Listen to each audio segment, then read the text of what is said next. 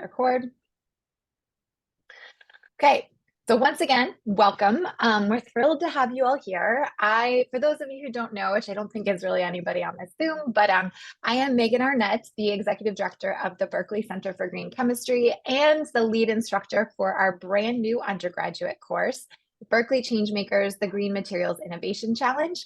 I'm joined here today by my co-instructor, Sophia Steffens, who is to my left, and Kim Hazard, who's our environmental health scientist.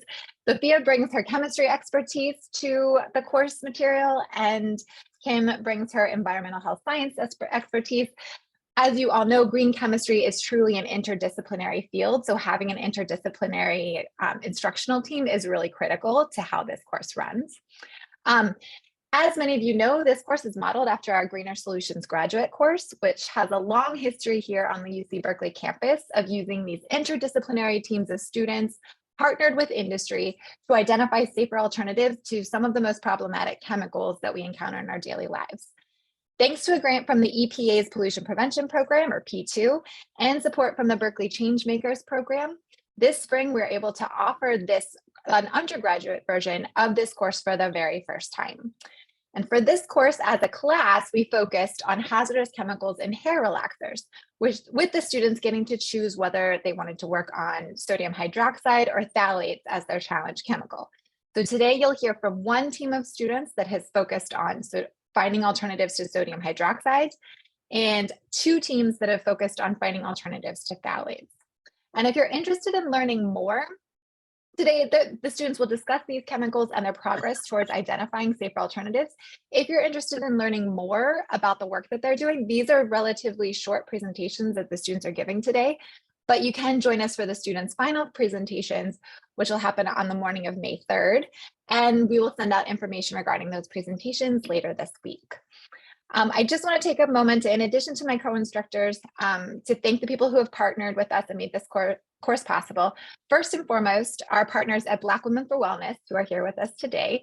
Dr. Astrid Williams and Tiana Shaw Wakeman have led a semester-long conversation with our students about the history and the societal context of hazardous chemicals in personal care products, and in particular in hair relaxers that have been specifically marketed to Black women and girls. From this, the students have really gained a much clearer and true understanding of the tremendous environmental justice problems associated with the use of this type of product and these chemicals that we encounter over and over again during our daily lives. And I'm so happy to welcome both Astrid and Tiana here with us today. And before the students begin, I just want to give them a moment and invite them to say a few words about their work at Black Women for Wellness. Thank you, Megan. Thank you so much. And it's been a pleasure working with you and the students over the course of this period of time for the course. And so as she shared, I'm Dr. Astrid Williams. I'm the Environmental Justice Program Manager for Black Women for Wellness.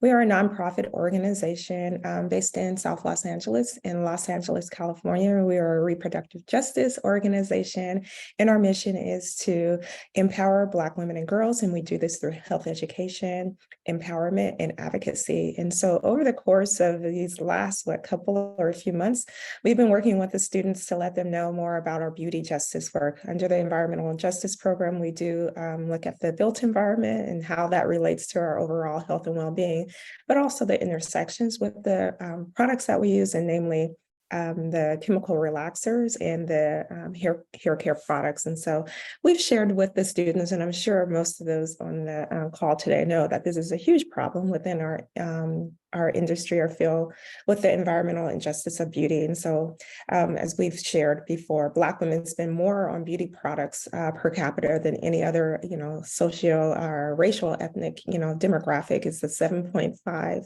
billion industry, which we're paying into, and we're, dying at the cost of beauty. And so compared to other races, this is a huge problem in regards to, beauty justice. And so a lot of this, what we've been talking about as it relates to, systemic issues and poor regulations. I know I see Janet here on the call, and so I'm sure she's shared, about policy. I also see some other colleagues here that work in, toxicology and, within the chemistry industry. And so just really uplifting the work and seeing how we can find, resolution solutions to this problem, and looking at the students as the next, future, to be able to, have clean, products that are available. And so, when they do go out, to reach for the shelf, that is a healthy and a safe product. And so I'll stop there and turn over to Tiana for some words. Hello, my name is Tiana Shawickman. I serve as the Environmental Justice Program Lead alongside Dr. Astrid Williams. I think she covered all the great things that we got to talk about over the course of this semester, but I'm so excited to hear the presentations, and thank you all for all your awesome work this semester, and also for being open to all of the things that we've been talking about and for your research. It's really exciting to see what the future of the cosmetics industry is going to look like, and I think that future is in the classroom, so that's exciting. Thank you to you both. And now, but without, any further comments on my side, I'm just going to go ahead and turn it over to the main event, which is our students. We're going to start off with our sodium hydroxide group. So sodium hydroxide team sharing has been enabled. You should be able to go ahead and take it away. And just a reminder, students, to have cameras on whenever possible. It just makes the presentations experience a lot nicer.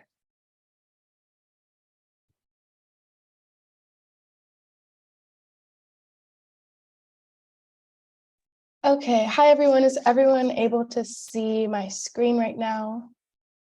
Okay. Yes. Awesome. Thank you so much. Well, hi, my name is Sarah. Thank you all so much for being here. I'm a part of the sodium hydroxide group, and today we're going to be talking about sodium hydroxide alternatives in hair relaxers. But first, we're just going to introduce our team really quick. Yeah. Hi, I'm Rigney Miller. I'm a third-year chemistry student. Hi, I'm Tim. I'm computer science third-year student. Good morning, I'm Andreas. I'm third-year chem major. And my name is Sarah, and my major is environmental science, and I'm also a third year. And I'm Christopher. I am a molecular cell biology major, and I'm a third year. Awesome. So I'm just going to give you guys a little overview about what we're going to be talking about today in our presentation. So first, we're just going to give some background information on the problem that we're trying to solve, which is finding safer alternatives for sodium hydroxide. And then we're going to go over our approach, as well as 3 proposed strategies that we've found. Then we're going to go over the technical performance of each strategy, as well as the health and environmental hazards of each strategy. And then finally, we're going to go over some next steps for you guys and just wrap it up with a conclusion. So now I'm going to pass it on to Em, who's going to talk about the background. Yeah, I'll be talking about the background, and as you can see, this is one of the images that I found on Amazon when I searched live relaxer. So basically, sodium hydroxide and hair relaxer breaks disulfide bonds to alter the curve pattern of the hair. And next slide, please. Yeah, we searched the hazard assessment, and as you can see on the table, there are very high risk notation on the table. So which means that sodium hydroxide and hair relaxer is risky to see customers. Can you move on to the next slide? Yeah. So, and another risk that we can talk about is, as Ms. Williams and Wakeman talked in our lectures, we can talk this in terms of environmental justice. So, in terms of like financial inequality or Eurocentric or white beauty standard, and considering the pool regulations, such as like cosmetic law is very outdated. We need to solve those issues, and there is also potential health risk with regard to like Black women's health, because like they are exposed to higher risk of breast cancer compared to other infertility. This is one of the quotations that I found on the one of the articles that talk about this Black woman's health with regard to the hair relaxer. So there's approximately 30% increased risk of breast cancer, compared with more infrequent users. You can move to the next slide. Yeah, so we'll be and next Crystal will talking about our two two approaches. Yeah. Hello, everyone. I'm Chris. So I'll be talking about our approaches. We have two main approaches to replace sodium hydroxide. We have an enzymatic approach, and the enzyme we're looking at is thioredoxin. And then we also have a reducing agent approach, and the two chemicals we're looking at are ascorbic acid, which is vitamin C, and then sodium thiosulfate. So the inspiration for our first strategy, thioredoxin. So that when you're at around pH 10 to 14 is where lye works to break disulfide bonds. However, that's a very high pH, and it's very caustic to the skin. However, our body already breaks disulfide bonds using enzymes, and our body works at a pH 7, which is safe for our skin because it's pretty much neutral. So we were looking at we were inspired by enzymes that our body uses, and we found thioredoxin, which can do this in our hair. The next strategy, the inspiration was purely from an antioxidant perspective. So this is our only chemical that is an acid compared to lye, which is a base, but it's a weak acid and it's an antioxidant, which really just means it's also a reducing agent. It is very famous for having anti-cancer properties because it gets rid of free radicals that can damage DNA. So we were thinking that we could also use this on hair. It could reduce the disulfide bridges, and it would be safe for human consumption or for human use because it's already, a vitamin that we take daily and that we need. And our third inspiration for our third strategy, sodium thiosulfate, came purely from chemistry.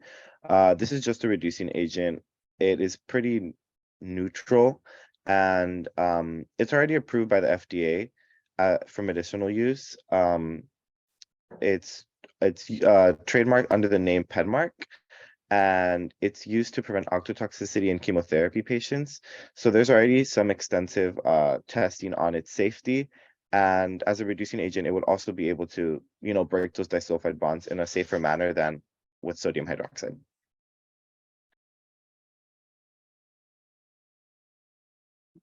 Okay, so from a technical perspective, our first strategy, thioredoxin enzyme, pretty much how it works is the same amino acid residues that form the disulfide bonds in hair are actually the active site of this enzyme. The free thiol groups bond with the disulfide bond in the substrate and split that apart, and then shuttle electrons to those bonds, thus reducing them. And then the enzyme is returned to its original state, and then it can move on to the next disulfide bridge. Next slide, please. Problems this could present is that we don't even know if the disulfide bonds, like the cysteine residues in hair, are going to fit into the active site of the enzyme. Another is that the enzyme exists in our bodies at physiological conditions, which is not so easy to reproduce on the shelf. So packaging would need to be designed to be able to distribute it. Also, that same sensitivity to conditions means we probably would have to reformulate the product from the ground up, built around the needs of the stabilization of the enzyme. And we also don't even know if the rate of disulfide cleavage is going to be anywhere close to that of sodium hydroxide. Our second strategy, ascorbic acid, vitamin C. This exhibits solution reductive activity. So just the water that vitamin C is dissolved in can donate electrons to whatever it comes in contact with, which according to a research paper that we found, that reductive activity increases in rate as the pH goes up. Next slide, please.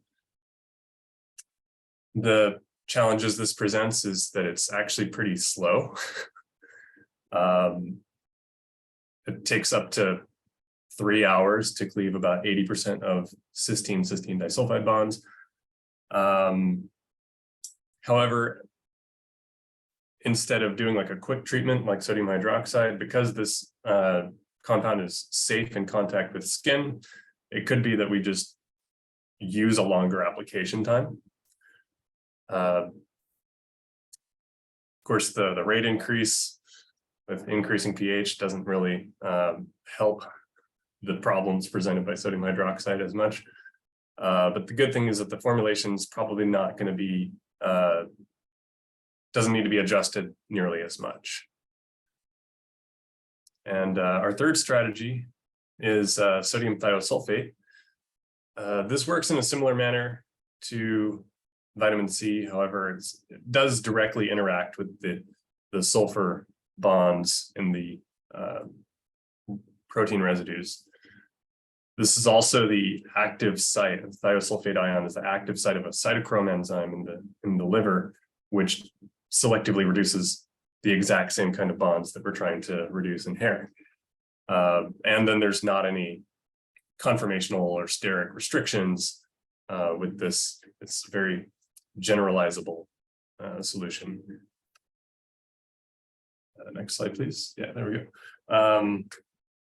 Challenges here is that formulations that are built around sodium hydroxide will tend to not really be concerned about acidic ingredients because they'll be immediately neutralized on addition to the formula. However, in this case, if you add acidic ingredients to sodium thiosulfate, it can generate sulfur oxides, which are hazardous, especially in enclosed spaces like hair salons. We also don't know anything about the rate of disulfide bond cleavage. And interestingly, there is a patent using sodium thiosulfate as the active ingredient of a hair straightener, but they include a catalyst, which indicates that maybe the rate with sodium thiosulfate is not all that high. And I'm going to hand it off to Andreas. Okay, so now I'll talk about the health and environmental performance of all our approaches. So here's an overview of the hazard table. And when you see PC, a blue block here, it means there may be potential concern. If you see a red block with an H letter here, it means there's a high hazard. So now you might first wonder, why are we still using sodium thiosulfate when there's some high hazard here? But then actually, all these hazards are still under investigation by scientists.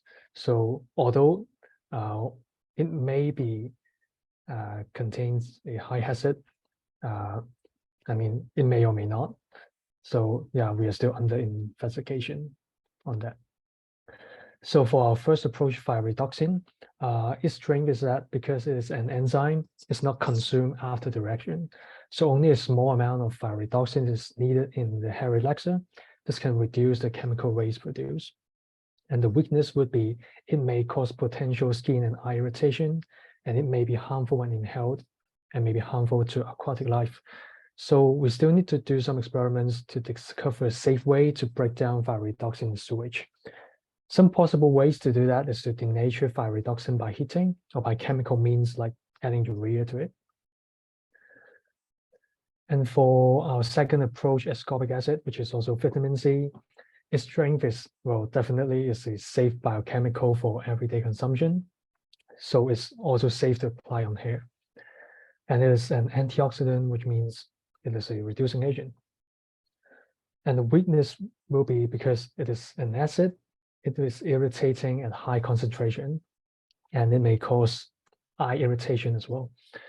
And in our paper review, we found that a high concentration of ascorbic acid is needed to reduce a disulfide bond, and it takes a very long time, probably for 3 hours or more, to achieve an incomplete bond cleavage. So it may be undesirable to put that on your hair for such a long time.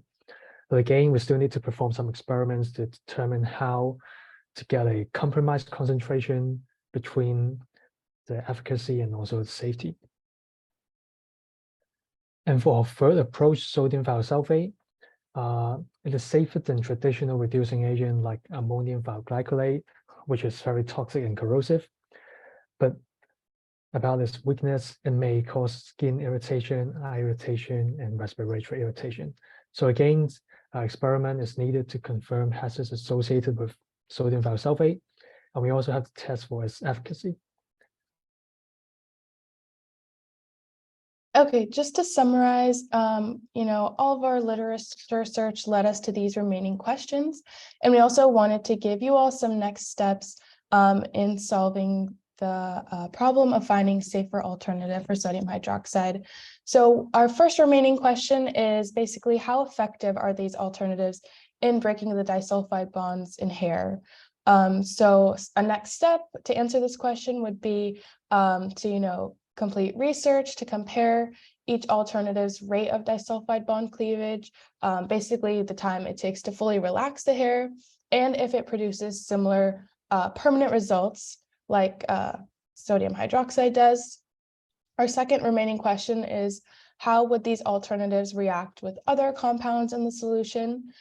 So again, another step we would take after this is to conduct research on the other ingredients in the formulation and determine if switching out sodium hydroxide with another alternative would be okay, or if we would need to kind of build the product again from the ground up. And then our third remaining question is, are these alternatives really practical for the manufacturing process and shelf life? So again, we would want to look deeper into how to make these products shelf stable and last a long time. And then finally, there's always the question of, could these alternatives pose any new risks? So as we've learned in this class, we don't want to replace one bad actor with another. So what we would do next was we would just assess each hazard endpoint again after replacing sodium hydroxide for any new and unforeseen risks before bringing it to the market rather than after. So with that, we basically want to conclude that our proposed strategies that we think would be the most effective are strategy 1, thioredoxin, and strategy 3, sodium thiosulfate, as the best possible alternative to sodium hydroxide. So that concludes our presentation. Here are some references, and thank you so much for listening and tuning in. Thank you so much, sodium hydroxide team. For the sake of timing for the other presentations, I'm going to ask if we can either hold questions if we have time at the very end, or if you have questions and would like to email them to me, I can forward them to the group. Again, we can also, you can follow up by joining us for the students' final presentations in a few weeks, where they'll go into a much deeper dive into some of these alternatives and the process that they went through to identify them. So yeah, we're just going to hold questions and we're going to move right into the next group, which is a phthalate group 1. As we work on improving a team name, that's what we've decided to go with for now, right?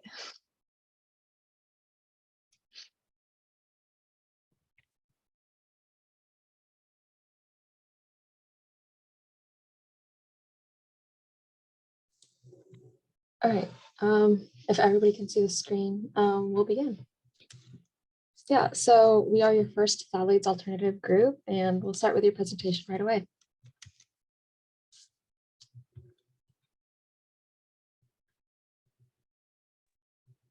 Hey everyone, my name is Arav. I'm a second year studying chemistry and computer science.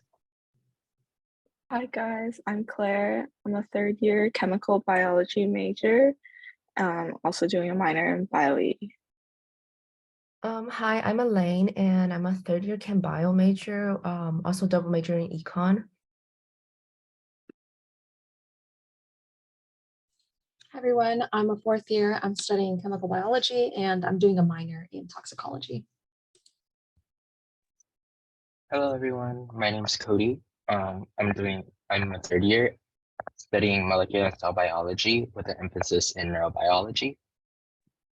Hi, my name is Millie, and I'm a third-year economics major, and I'm doing a minor in chemistry.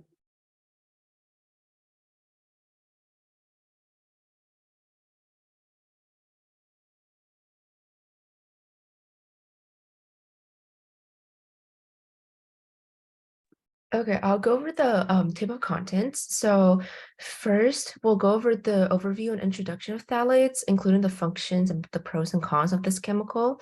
And second, we'll go over our approach, which includes identify, evaluate, and like finding alternatives. And then third, we'll go over our proposed solutions, which include 3 different chemicals: the coumarin, dipropylene glycol, and cellulose nanocrystals. And fourth, we'll go over the hazard assessment, which includes like human health and also environmental impacts. And at the very end, we'll go over our conclusion with our recommendations as an alternative for phthalates. So a little bit on the whole reason why we're doing this project to begin with. Due to the structure of society, Eurocentric beauty standards have kind of permeated all cultures, and this has mostly impacted women of color, with Black and Latina women showing higher concentrations of formaldehydes, phthalates, parabens, lead, and benzophone in their blood. And this often is linked to endocrine disruption, cancer, reproductive harm, and impaired neurodevelopment. And the whole reason for this project, we're trying to look at phthalate alternatives for these hair relaxers in order to give women a safer choice in hair products. And Elaine will now be continuing the discussion. Okay, just general functions for phthalates. It's most commonly used as plasticizers in food containers, toys, household products, and many more to make plastics more durable and flexible. It's also used as solvents. For example, the phthalate esters are often used as solvents for many reactive organic peroxides. But in our presentation, we'll be focusing on phthalates as scent stabilizers in many personal care products, including like hair relaxers. Next, please. And just an overview and introduction for phthalates as scent stabilizer. I'll go over the pros and cons, and starting with the pros. The reason that it's still being used in the industry is because it's very low cost, very accessible, and could be synthesized through esterification of phthalic acid. And moreover, it has really good chemical and also biological properties. It's has very low volatility and also a comparatively short half-lives in tissues, which is about 12 hours. And normally with low exposure of phthalates, it could be biometabolized by our body through hydrolyzation and enzyme catalysis, and eventually it will be secreted out of human bodies with urine. However, long exposure to phthalates could also pose many more concerns. And for the cons, talking about the environmental perspective, phthalates are very persistent in the environment, and it is this is because it's not chemically bound to the chemicals that are to the materials they're added to. Therefore, they could be released into the environment throughout the lifetime of the products. Phthalates are also proven to bioaccumulate in the ecosystem.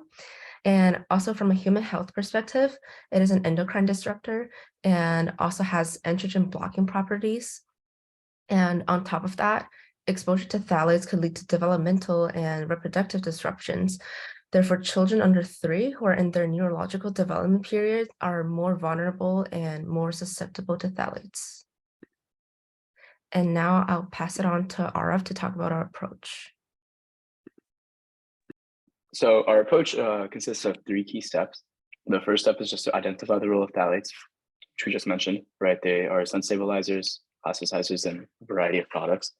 And then our next step was to evaluate the health hazards that they pose, right? Which we we'll show you the hazard table and other I guess potential risks that phthalates face or phthalates provide. And then our last step was to research alternatives that I guess decrease the health hazards that phthalates are showcasing and reducing the environmental impacts as well. Next slide, please. So out of all the alternatives that we researched, the 3 that stood out to us were coumarin, dipropylene glycol, and cellulose nanocrystals. And I'll pass it over to Giselle to tell you more about coumarin. Starting off with coumarin, we took a bio-inspired kind of design for coumarin since it is a scent of nature, and it was a natural product originally isolated back in 1820, and it is known for its sweet vanilla-like scent. Coumarin is currently used in a variety of different products for this reason, and it has pretty decently soluble in alcohol, paraffin oil, and to some extent, it's also soluble in water, but not as much as in oil. And this is for the technical performance. If you know you're mixing it in with a different formulation, you definitely want to know that it won't, like, I don't know, crash out of solution. And as for concerns, it does have a decent toxicity concern, but also at the same time, it's not very likely that, you know, you'll ever reach that threshold in your daily life. However, there are allergies to this scent, so that is something to keep in mind. And coumarin does have a shelf life of up to 24 months or longer if stored properly.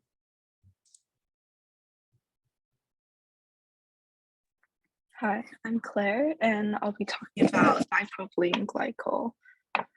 So what is dipropylene glycol? It's a colorless, odorless liquid, and it's actually currently used industrially as a plasticizer, solvent, food additive, and scent stabilizer. So this is actually very similar to the current use of phthalates. So that's one of the reasons we chose this as one of our alternatives. How we actually came to finding this dipropylene glycol as a solution is that we were inspired by the food industry. We wanted to look towards the food industry, the preservatives and scent stabilizers used in that industry, because we were thinking, since we ingest those products, it probably has many safer alternatives. Next slide, please. Yeah. So for the hazards, just a summary of some highlights of the hazards assessment of DPG. Some things to note is that it's more well studied in terms of reproduction toxicity than phthalates. So it was found that there is a low to medium risk for pregnancy. However, in the hazard table, you'll see that phthalates was not even characterized for that risk. Another thing to note is that it has a significantly lower hazard for skin irritation and corrosivity than phthalates. And this we think is very important since, especially in the hair relaxer and other personal care context. For the environmental impacts, it was labeled by the German FDA to be one hazard class lower than the phthalates. So that implies that it's safer and bioaccumulates less in water. So our general takeaway is that the current characterized hazard profile of DPG is generally safer than phthalates. Next slide. Hello, I'm Cody, and I'll be talking about another bio-inspired alternative, which is cellulose nanocrystals. And its structure is a cyclic polymer of glucose, and it's also hydrophobic. And it's synthesized through a myriad of different plants, so it's readily available. Its mechanism, however, is kind of similar to phthalates, but it encapsulates the scent rather than like carries or stabilizes the scent as phthalates would. And we proposed a mechanism to how this delivers a scent or a fragrance to surfaces, and we said that was similar to vesicles, and numerous different labs on Berkeley use drug delivery through vesicles, where they entrap a drug within these vesicles, and then they get they go within the body and then released within a specific part within the body, and then that drug attaches to cancer cells or whatever. And it's similar to how we encapsulate the scent using cellulose nanocrystals, because when cellulose nanocrystals hit the surface of a body part, it releases the scent. And another, finally, I'll be going over the concerns and benefits. So its polymeric hazards are unknown because it's not really that looked into so far, but its monomeric form is very well looked into because it's beta glucose and it's used for short-term energy use within the body. It's another polymeric form would be glycogen, and it's safer than most of the things we ingest as a monomeric form, and its cost is similar to phthalates. Dimethyl phthalate costs around $663 for 4 gallons, and cellulose nanocrystals costs around 20 kilograms, costs around $512 for 20 kilograms. And the only main concern that we found with cellulose nanocrystals is that it's an asthmagen, and it produces respiratory sensitivity for people. And next, I'll be passing it off to Millie to do the hazard table. Hi, so I'm just going to go through a summary and comparison of the different hazards for our 3 proposed alternatives, as well as for phthalates. So here you can see sort of a simplified color-coded version of our hazard table and what these colors mean. So dark green means a very, very low risk. Green means a low risk. Yellow means a moderate level of risk. Red means a high level of risk. And then the very dark red block indicates a very high level, even more high level of risk. And then the gray blocks mean that we currently don't have data for this type of hazard for that chemical. And the blocks that are colored blue means that this is a potential concern, but it is sort of unconclusive as to where the hazard level lies.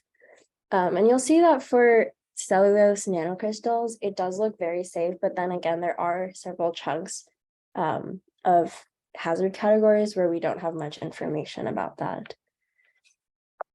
Next slide, please. So getting into a bit more in depth about the specific types of hazards. So I want to preface this by saying that coumarin is the most widely studied in terms of hazards for our 3 proposed alternatives. And you'll see that it's indicated for moderate carcinogenicity, but the studies that have provided this information have also mentioned that this really only occurs in oral consumption of levels up to 250 times the normal daily exposure amount.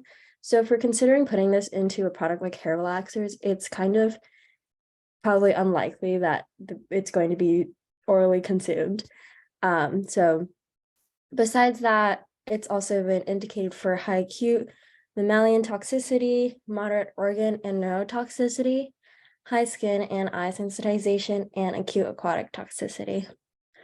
For dipropylene glycol, just to reiterate some of the points that Claire mentioned, there's a low to medium pregnancy risk, but DPG's hazard is more well studied than that of phthalates. In addition, there's high eye irritation, and it's important to keep in mind that there's a lower skin irritation, which is really important because of the specific product that we're considering, again, which is hair relaxers. And there's also a lower hazard class than phthalates for waters or aquatic toxicity. And then with cellulose nanocrystals, as I mentioned, you can see that there are less hazards that have been found, but we do know that it's moderately flammable, which is sort of like a physical hazard. And there seems to be low toxicity or lack of data elsewhere. But we do know that there is respiratory sensitization. And then comparing all of these 3 alternatives to phthalates, we know that phthalates have a high to moderate endocrine activity, a moderate acute mammalian toxicity, high acute aquatic toxicity, and a very high to high persistence, which basically means that it's hard to degrade, or it stays very persistent in the system, which we don't want. And next, I will pass it off to Arav to present our final recommendation. So after you guys heard of all, I guess, 3 alternatives, our recommendation is to take a deeper dive into all 3, right? I guess our work shows that there is a landscape for alternatives to phthalates, right? We were able to find 3, and we're undergraduates, right? Coumarin is well studied. It's used in the fragrance industry.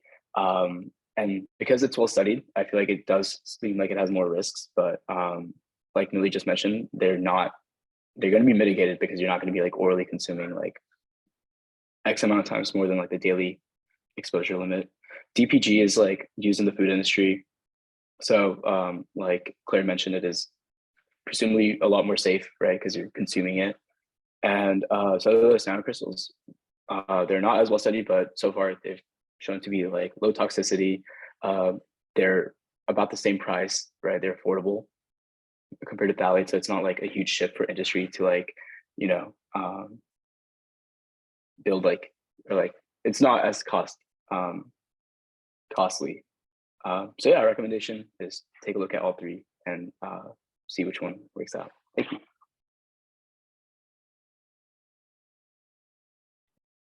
Okay, thank you so much, Phthalate Group 1. That was fantastic. As Kim mentioned, we can put questions in the chat that then we can list out for students. If anybody has questions that they'd like answered, we can respond to those after the presentation. But for the sake of time, some of our students have classes right after this one.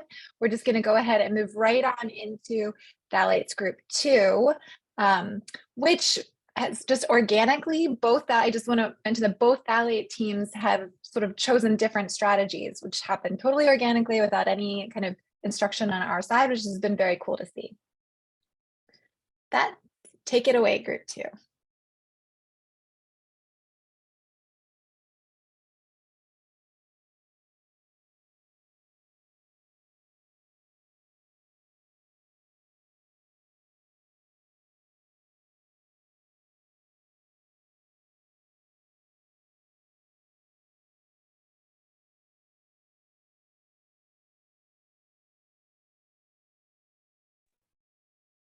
Hi, this is our group to find the alternatives to phthalates, and let's introduce the team. My name is Naseem. I'm a chemistry major in class of 2023.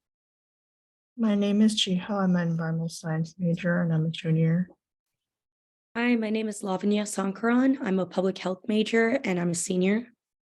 My name is Bruno Quintanilla. I'm a chemical engineering senior in class of 2023. My name is Aditya and I'm an econ and journalism major and I'm a sophomore. So I'm going to briefly go over the table of contents of things we're going to discuss today.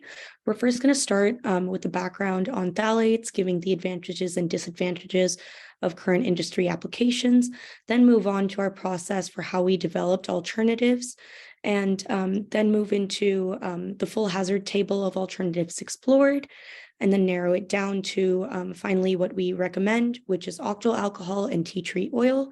We will make a comparison between these 2 products and then give you our final thoughts. So I'm going to hand it over to Naseem to get us started.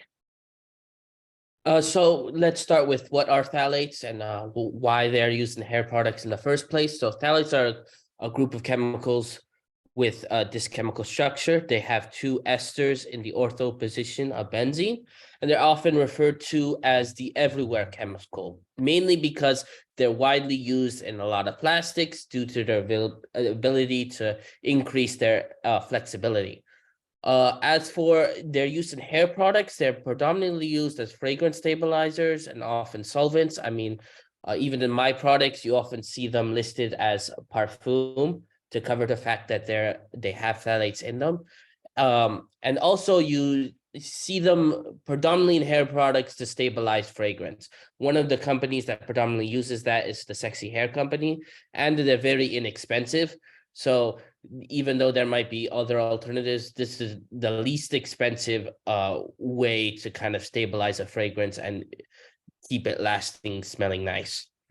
Now I'll take it away to Aditya with advantages and disadvantages. Yeah, so diving into some of the advantages of phthalates, we can see that they have a low temperature performance, they have flexibility, they're cost effective, they have low volatility, and they're heat resistant. As for some of its disadvantages, they're known endocrine disruptors that are also known to cause breast cancer. And in addition, it can damage the liver, kidneys, lungs, and reproductive system. It also must be noted for some hazardous environmental endpoints, they can contaminate the environment through leaching, migration, and oxidation through product use and storage.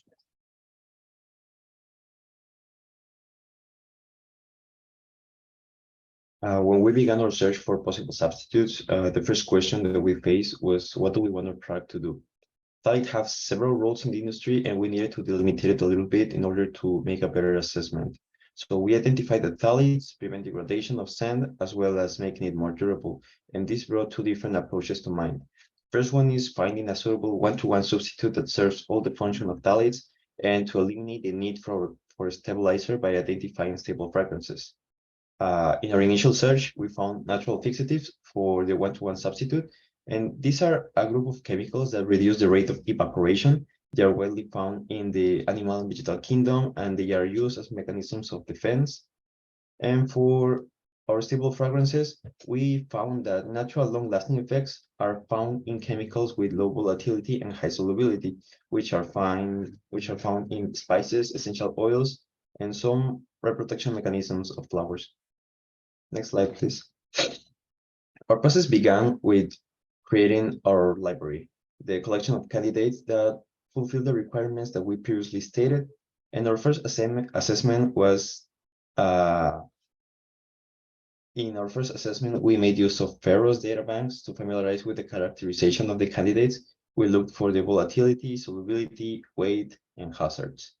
Our final assessment, in our final assessment, we made use of previous green screen assessments to familiarize ourselves with the test used to evaluate the safety of the candidates. We looked for the subject of the test, reliability, and the conditions in which the test was done, time of exposure, and also the way it was administered to the subject. At the end, we reached two conclusions. We need to delimitate the range of concentrations in which we think we are going to use our product in our formulation. And our second conclusion is to avoid major hazards, specifically endocrine disruption and bioaccumulation, because we don't want to fall in the same pit that the phthalates fell. So for our concentrations, we found that octyl alcohol is often used in a range of 0.08% to 0.4%, and tea tree oil is used in higher concentrations from 1 to 40%. And we found also information on the regulations in Europe, and they say that they often use from 2% to 1% according to the respective chemicals. But there's information that the safe concentration of these chemicals is actually a little bit higher than that. So we have the space to play with concentrations in order to make a better formulation. Next slide, please. Yeah, so given all of these factors that Bruno mentioned, we formulated a full hazard table with all of the alternatives that we wanted to explore.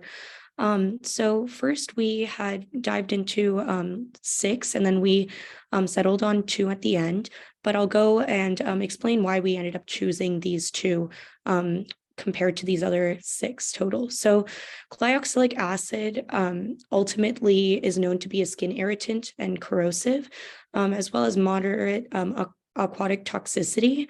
We did not choose the California poppy due to a lack of research on the information and compound, as well as limited data about its interactions and use in hair care products. We considered triethyl citrate for its similar properties to phthalates, but upon further assessment, referring to recent studies and literature, we found it to carry many potential cancer risks. And similarly with DEHA, we found that it had high to moderate hazard for endocrine activity. So ultimately, we prioritized evaluating the health and environmental aspects of the list of possible chemicals. And we ultimately concluded that based on this, octyl alcohol and tea tree oil were the safest. So next slide, please. Yeah, and so this is the previous hazard table expanded a bit more just with the two compounds of interest. And It's really important because in our search for stable fragrances, we observed that vegetable-based oils with fatty alcohol structures are widely used in cosmetics. So that's how we came to octyl alcohol. And then we also concluded that tea tree oil was the second or the safest second alternative, given the results in this hazard table. And we'll go through and discuss more in depth for each of these substances in the next few slides. So what is octyl alcohol? In summary, it's a long-chain fatty alcohol derived from vegetable sources. And there are usually two types of chains, short chain, long chain, and they have different uses in the industry. We're looking at the long chain, which acts as an emulsifiant and also as an anchor for our molecules of scent to increase the solubility and also to make it less volatile. They are colorless liquid, and it's previously used in the skincare industry, as Lavanya said. And for mechanisms of action, it uses hydrogen bonds or any intermolecular bond in order to create a connection with the molecule of the scent, and it helps increase the solubility with the use of the long carbon chain. And yep, that's the process. So looking at the hazards of octyl alcohol more closely, it's mostly oral applications. So importantly, for the purpose of hair relaxers, it's very unlikely that the product will be orally consumed. And also, only a small amount is required in hair product formulation to achieve the desired effect, as current industry applications are made with less than 5%, as Bruno mentioned previously. So looking at this, there are several moderate hazards of this compound, such as developmental toxicity, acute mammalian toxicity, skin irritation and corrosivity, acute aquatic toxicity, and flammability. Once again, these are mostly orally consumed hazards. But importantly, moving to the high hazards, this compound has a high potential for eye irritation and corrosivity. So the study below concluded that the irritative potential of octyl alcohol is higher than commonly expected. And so the literature suggests that this compound can be damaging towards the eye. Next slide, please. However, there are several benefits to using octyl alcohol, specifically in hair relaxers and products. So first and foremost, octyl alcohol can stabilize hair products. It ensures beauty products don't spoil or separate between production and purchase. And it's especially helpful in solutions that contain both water and oil. Additionally, it reduces the tendency to foam when a product is shaken. So secondly, it can improve the texture of hair products. Fatty alcohols also have thickening properties, giving products a rich and creamy consistency. Third, there are numerous applications of these solvents to create many flavors and fragrances already. So due to current industry applications, it's already produced on a massive scale for use in numerous applications such as solvents, flavors, and fragrances. There's currently a group of 16 chemicals that consist of octyl alcohol esters of selected fatty acids, and these are widely used in cosmetics and domestic products. Fourth, it can condition the hair as an emollient. Long-chain fatty alcohols are known to have several hair benefits. So these benefits come from their molecule structure. Experts say that octyl alcohol is an emollient, which means that it reduces water loss by covering the skin and hair with a protective film. Also, because it has a higher molecular weight, it doesn't easily penetrate the skin, so it won't be drying. And this ties into the fifth point. So there has been extensive research done on dermal exposure due to these current industry applications. So there are already many current cosmetic applications of this chemical, and the various concentrations have importantly already been observed and tested for 1, 2, 3, 5, 10, and 15% of the formulation weight. So the maximum reported concentration in lotions and creams is currently up to 4%. And based on the available information of chemicals in this group, they're expected to have very low dermal absorption potential, despite the hazard of being a mild skin irritant. And finally, it's readily biodegradable and not bioaccumulative. It's true that it is harmful to aquatic life. However, it is readily biodegradable, and it will degrade quickly in the water and has low potential for bioaccumulation if this was to occur. So yeah, and then here are the sources as well. And we're going to move on next to tea tree oil. So tea tree oil is a bio-inspired product that's predominantly found in the tea tree leaf in Australia, and is an essential oil which is known to have a really lasting fragrance. This product is actually very old and is known to be predominantly used by, it was known to be used as late by the indigenous people in Australia. Now it's used in the cosmetic and industry and beauty industry in terms of helping with hair with dandruff. It's also an anti-inflammatory. So things like that when it comes to skincare and scalp care. So how does tea tree oil create a stable fragrance? Well, often degradation of fragrances is a result of oxidation. When it's exposed to the air, it you lose electrons and reactions, as well as you gain oxygen. So as a result, you have a creation of antioxidants, and tea tree oil has a predominant antioxidant known as alpha-tryptamine. Alpha-tryptamine, according to this research paper, actually auto-oxidizes very quickly, and as a result, preventing degradation of the product itself.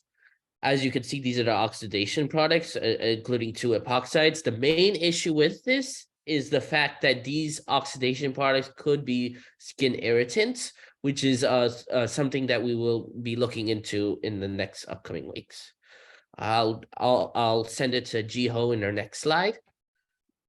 The hazards associated with tea tree oil is that the skin and eye irritation are a consideration, but literature suggests that it is irritating only at high concentrations, and only a small amount is needed in the product formulation to achieve the desired effect of creating a fragrance. It is also hazardous to aquatic life, but again, only in high concentrations, so it's unlikely to cause major environmental hazards at the concentrations for use in hair products. There's a lot of hazard information on tea tree oil high concentrations because there is use of pure tea tree essential oil, which is very concentrated. Oxidized tea tree oil is a major skin irritant, even more so than regular tea tree oil. And so it is good to go by the best by dates. Tea tree oil has a recommended shelf life of 1 or 2 years, depending on storage conditions. And if it smells off, it's generally better to toss it in case of adverse reactions to skin. The benefits to using tea tree oil in a hair product like hair relaxers is that there are associated benefits with the hair care, such as treating dandruff and improving scalp health. Tea tree oil also has antimicrobial, antibacterial, and anti-inflammatory properties. Some other considerations to consider are that that tea tree oil is known as an allergen, and people with sensitive skin or eczema-prone skin are generally advised to avoid fragrances altogether, which includes tea tree oil. But tea tree oil is generally well tolerated by most skin types. But when in doubt, you should always patch test new products that will be on your skin because everyone is different. And the likeliness of allergic reactions goes up when tea tree oil oxidizes because it forms contact allergens. Some of the use restrictions associated with tea tree oil is that tea tree oil is a very potent scent, and any products with the compound will smell like it. This will restrict the creative freedom of product developers and the variety of scents on the market. So more research should be done on other stable fragrances that can be used. It is poisonous if swallowed and should avoid use around the mouth area. And it should not be used in aerosol formulations because there's an increased risk when inhaled for prolonged periods. Finally, there are some challenges to introducing tea tree oil to a formulation because tea tree oil reacts with fatty oils, and so some reformulation may be needed to introduce the ingredient into an existing formulation. Yeah, so diving into a comparison between octyl alcohol and tetroyl, oil, it must be noted for octyl alcohol, there's a mild floral scent that can be changed and manipulated, meaning that they can have more than one fragrance. Also, there's an existing use of octyl alcohol in cosmetics as a scent stabilizer, since it works for stabilizing scents, only as long as the scent has the capability of forming hydrogen bonds. And also they have unknown harmful interactions with other chemicals, and further research is needed. For tetroyl, it's just one singular fragrance, and there's an existing widespread use for this in the cosmetics and personal care products market, since there's a historical use of it as an antiseptic. And lastly, many functions less relevant than octyl alcohol, but it's less relevant to the essential purpose of phthalates in the products. And moving on to the next slide, some of our final thoughts. Tetroyl's antimicrobial, antibacterial, anti-inflammatory properties make it a viable substitute for scent stabilization. And for other industries, tetroyl is often used as natural deodorant and wound healing products. Specifically for octyl alcohol, it can also be utilized for the production of detergents and other cleaners. Octyl alcohol, although it does serve as a more suitable substitute due to its high solvency, this is because it provides stability to a scent in a similar way than phthalates. And due to the cost-effective nature, that's the reason why they're used more than tetroyl or octyl alcohol. And diving into some of the costs, a gallon of tetroyl is estimated to cost about $300. A gallon of octyl alcohol can amount to about $295, and a gallon of phthalate can cost about $202. And this information is found on alliedmarketresearch.com. Thank you, and we appreciate you sticking by when it's already 10:06. Yes, thank you so much, Phthalate Group 2. That was great. Again, everyone, thank you for sticking around for a little bit longer. If you have follow-up questions for any of the students, feel free to reach out to me directly, and I can connect you with the student group that you're interested in speaking with. And or please join us for the students' final presentations in 2 weeks on May 3rd. Those will be hybrids. You can come in person or join us again remotely to see a deeper dive into some of these topics that the student has touched on today. Okay, thank you, everybody. Thank you, everyone. Great job to all the teams. Thank you. Thank you for coming and seeing our presentations as well. Really appreciate it. Yeah, thanks.